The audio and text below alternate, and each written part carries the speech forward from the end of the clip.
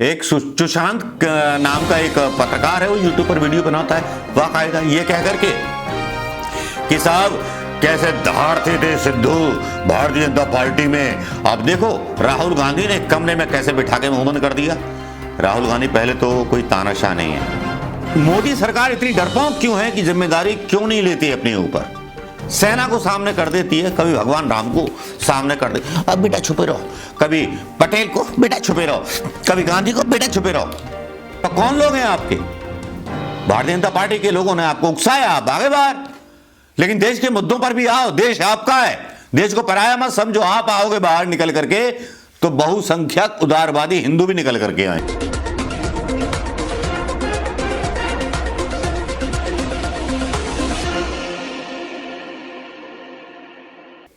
दोस्तों नमस्कार, मैं मनोज कुमार शर्मा आजाद हिंद आवाज न्यूज के लिए गुड मॉर्निंग के साथ न्यूज शुरू करूंगा और ताजा हिसाब के साथ। कल खुशी दुबे के बारे में मैंने आपसे बात की थी, आपके जितने भी कमेंट मिले थैंक यू वेरी मच दोस्तों।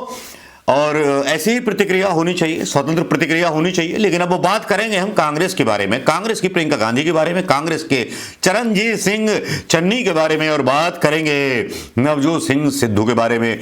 भाई कल ऐसी तूफान मच गई कांग्रेस में।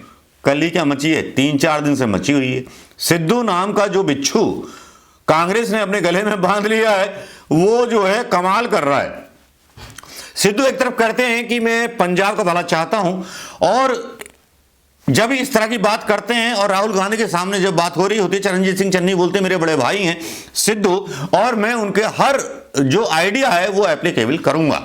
सारी बात हो जाती है, सब बात हो जाती है। चरणजीत सिंह चन्नी को, एक दलित चेहरे को लेके आया जाता है कांग्रेस की तरफ से एक मुख्यमंत्री पद के तौर पर, मतलब मुख्यमंत्री के उम्मीदवार के तौर पर, एक मास्टर स्ट्रोक।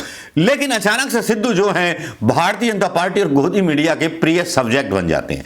प्रिय सब्जेक्ट इसलिए बन जाते हैं, एक सुशांत नाम का एक पत्रकार है, वो यूट्यूब पर वीडियो बनाता है बाकायदा ये कह करके कि साहब कैसे दहाड़ते थे सिद्धू भारतीय जनता पार्टी में। अब देखो राहुल गांधी ने कमरे में कैसे बिठा के मुंह बंद कर दिया। राहुल गांधी पहले तो कोई तानाशाह नहीं है, तानाशाही भारतीय जनता पार्टी में चलती थी और सिद्धू खुद छोड़ करके आए थे।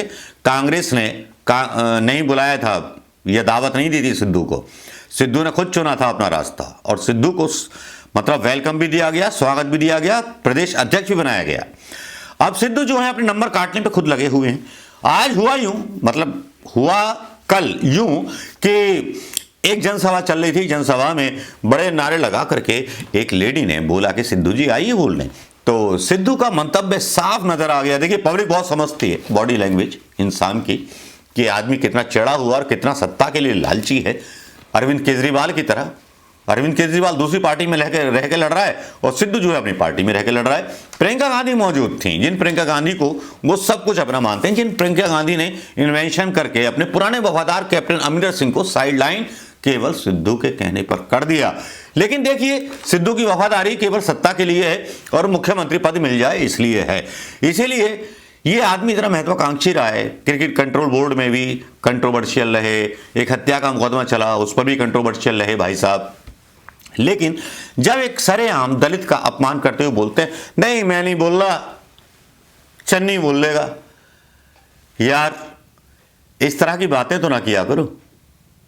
तो सिद्धू ने अपने पैरों पर खुद कुल्हाड़ी मार ली। ये वीडियो पहले देखिए किस तरह से क्या क्या एक्शन हो रहे थे, वाकई में शर्मनाक था सिद्धू के लिए।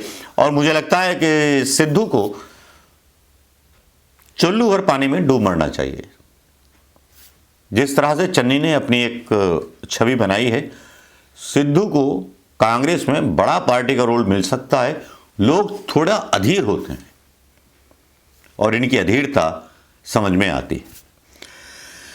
ये तो हुई कांग्रेस की पहली बात। अब बात करते हैं दूसरी कांग्रेस की, जिसमें ये कौन है वो पिद्दी के सामने मिलने गया था राहुल गांधी ने, पिद्दी को बिस्किट खिला रहे थे, उससे बात करना उचित नहीं समझा था, अपना टूटा फटा मुंह लेकर के चला। हाँ हेमंत विश्वकर्मा, हाँ याद आ गया, कल ही तो वीडियो बनाया था मैंने उसका। भाई उसका बयान आया था और राहुल गांधी के पैदाइश पर उनके बाप पर सवाल उठाए थे। यह बयान भारतीय जनता पार्टी के लिए भारी पड़ रहा है। भारी इसलिए पड़ रहा है कि पूरे देश में भारतीय जनता पार्टी के नेताओं की भाषाओं पर जो है विरोध होना शुरू हो गया है। विरोध इसलिए भी शुरू हो गया है कि किसी भी शहीद प्रधानमंत्री और पूर्व प्रधानमंत्री के खानदान के बारे में आप इस तरह के इल्जाम लगा रहे हो। सर्जिकल स्ट्राइक के बारे में कभी राहुल गांधी ने सवाल उठाए ही नहीं। सरकार की नीयत पर सवाल उठाए कि सरकार ने झूठा ऑपरेशन चलाया, सेना का कभी नाम नहीं लिया। अपनी मतलब मोदी सरकार इतनी डरपोक क्यों है कि जिम्मेदारी क्यों नहीं लेती अपने ऊपर? सेना को सामने कर देती है, कभी भगवान राम को सामने कर दे, अब बेटा छुपे रहो, कभी पटेल को बेटा छुपे रहो, कभी गांधी को बेटा छुपे रहो। हिसाब किताब मैंने आज तक नहीं देखा सियासत में। जितना डरपोक हिसाब किताब मैंने बीजेपी वालों को देखा है। ये बीजेपी वाले बड़े नाटकीय हैं। हिजाब का मुद्दा खड़ा कर दिया। अब मैं मुसलमानों से भी कहना चाहूंगा कि भैया ये हिजाब के मुद्दे पर तो आप बाहर निकल आए, लेकिन बेरोजगारी और रेल बिकने पर और देश बिकने पर कभी बाहर आ जाया करो हिजाब पहनकर, या डंडे हाथ। कौन लोग हैं आपके? भारतीय जनता पार्टी के लोगों ने आपको उकसाया, आप आगे बाहर। लेकिन देश के मुद्दों पर भी आओ। देश आपका है, देश को पराया मत समझो। आप आओगे बाहर निकल करके तो बहुसंख्यक उदारवादी हिंदू भी निकल करके आएंगे, लेकिन आप गायब हो सीन से। आप अपने हिजाब खिजाब अल्लाहू अकबर के मुद्दे पर ही निकल कर आते हो, इसीलिए बीजेपी आपको विलेन बना देती है। माफ करना, बहुत तल्ख टिप्पणी कर रहा हूं या अच्छी टिप्पणी कर रहा हूं या अच्छी सलाह दे रहा हूं, यह मैं नहीं जानता। लेकिन बात कर रहे थे हेमंत बिस्व शर्मा की, वो बात खत्म हो गई। दूसरी बात अब शुरू करते हैं कि जो रिएक्शन हुआ उस पर बात कर रहे थे। रास्ता थोड़ा भटक गए थे। केसीआर का बयान आया। केसीआर ने जो था बीजेपी की पूरी तरह से पैंट उतार दी अपने बयान से। उन्होंने सीधे सीधे चुनौती दे दी। देखिए, एक विपक्षी नेता है, तेलंगाना के मुख्यमंत्री हैं, उन्होंने बयान दिया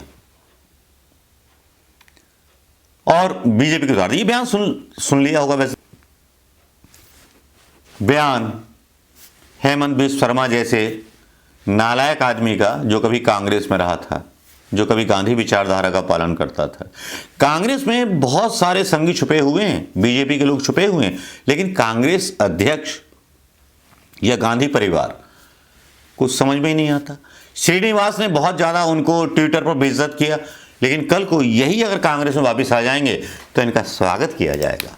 परेशानी तो यही है, कांग्रेस अपना मताधार, अपने सिद्धांत को तोड़ करके खो रही है। प्रियंका गांधी का भी बयान आया हेमंत बिस्व शर्मा पर। बयान भी आपने सुन लिया होगा। प्रियंका गांधी की जो लाइन है, वो लाइन बहुत सीधी सीधी है कि हम इस बात पर क्यों बहस कर रहे हैं, हम रोजगार पर क्यों बहस नहीं कर रहे। मैं भी यही बोल रहा हूं, जो बात मीडिया को करनी चाहिए, जो बीजेपी के घोषणा पत्र था उत्तर प्रदेश के अंदर और बाकी के राज्यों में, उस पर मीडिया सवाल क्यों नहीं कर रहा। अंजना ओम कश्यप का मुंह गूंगा क्यों है? क्यों गूंगा है मीडिया? मीडिया उन घोषणा पत्र पर सवाल नहीं कर रहा, भ्रष्टाचार पर सवाल नहीं कर रहा।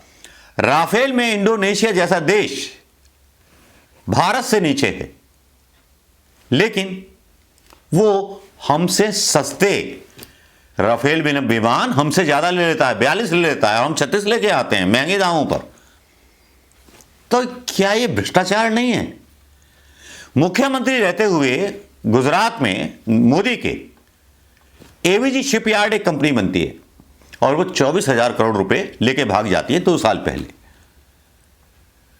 मोदी जी वैसे ईडी आईडी की झटाक से फटाक से कार्रवाई करा देते हैं, लेकिन एवीजी शिपयार्ड का मालिक भागता है पैसा लेकर के देश का, उस पर कोई कार्रवाई नहीं। 13,000 करोड़ नीरव मोदी लेके भाग गया।